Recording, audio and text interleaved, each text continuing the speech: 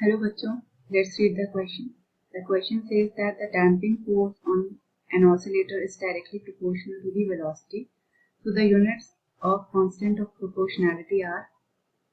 So हमें कहा गया है कि damping force जो है किसी एक oscillator पे अप्लाई किया गया है जो कि velocity के डायरेक्टली प्रोपोर्शनल है, तो हमें उसकी यूनिट्स बतानी है. ठीक है, तो की कॉन्सेप्ट यहाँ पे जो यूज होगा वो है, तो यहाँ आपको पता होना चाहिए कि फोर्स, डैम्पिंग फोर्स एक तरीके का फोर्स होता है. सबसे पहले तो फोर्स की क्या यूनिट है?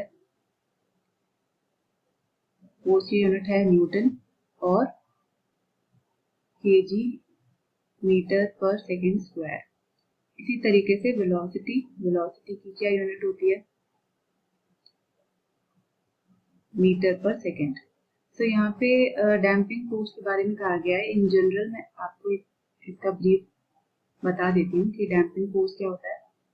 कि जब आप ये एक ऐसा फोर्स है, एक रेजिस्टिव नेचर का होता है जो किसी पर्टिकुलर ऑसिलेटरी मोशन को स्टॉप करने के लिए यूज किया जाता है या मोशन को रोकता है, रेजिस्ट करता है.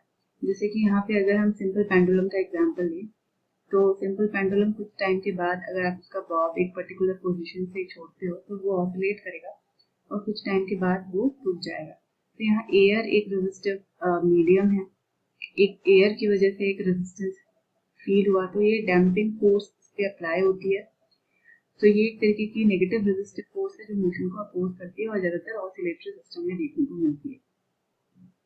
ठीक है, तो क्वेश्चन में हमें डायरेक्टली ये कहा गया है कि ये जो फोर्स है ये डायरेक्टली प्रोपोर्शनल है वेलोसिटी के.